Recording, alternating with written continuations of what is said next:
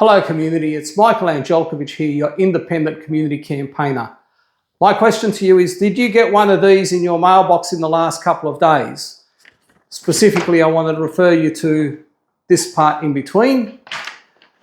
Unlike the major political parties, I'm an independent candidate, I work on a shoestring budget, I don't have the resources to be able to send out 40 or 50,000 flyers to the local community. So I'm talking to you now to address some of the issues that have been raised and to basically bring you up to date as to what my concerns are. So the first thing is the back to basics. Let's talk about the $2.6 million projected surplus. Now that's been projected for a while, but since that surplus was done, and I was at the Carnes Hill Community Centre information night, since then, the figures have to be questioned because the $2.6 million relies on the sale of 3 Hoxton Park Road for $14 million. Out of that $14 million, it's now been established that $5 to $6 million needs to be used to rehouse SES headquarters.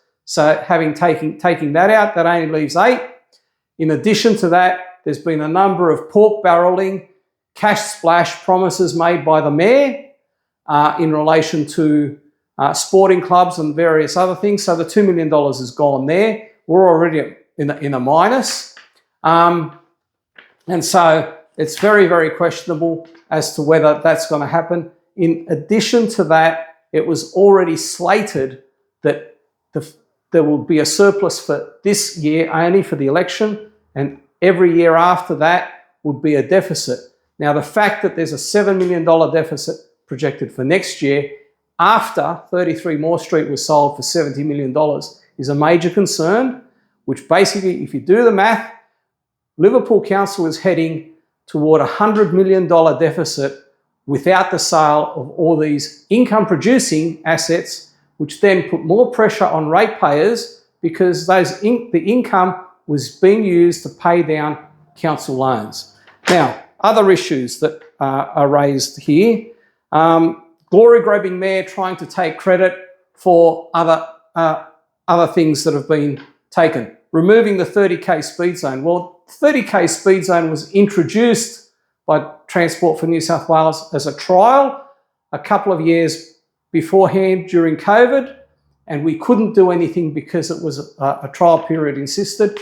It was a joint effort. There were representations made by myself, by the Mayor of Liverpool, Wendy Waller, by Anne Stanley at a federal level, and finally, people had had enough. They got onto Bed Fordham. Now, the Mayor did make some representations to Natalie Ward, the Minister, but it was Ben Fordham that finally put the pressure on, and the Minister relented and increased it from 30 to 40k. Funding for the Aquatic Centre. Well, all those funds came from the sale of WestConnex, and they were lobbied for by WestRock, which is the Western Sydney Regional Council organisation of councils, and various other staff.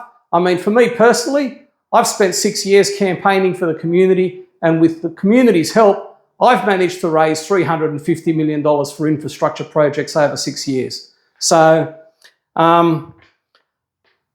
they're just some of the things you really have to question whether the claims made are factual and real and worthy of what's being said. So question that and then go from there. If I'm elected mayor, I believe that I can bring the independent view to council where I don't have to act on a party platform. We need to be transparent about our financial position, particularly the position of council, because there are short-term goals, 5-year plans, 10-year plans, 30-year plans, where all these projects are listed, and we need to know that we've got the funding.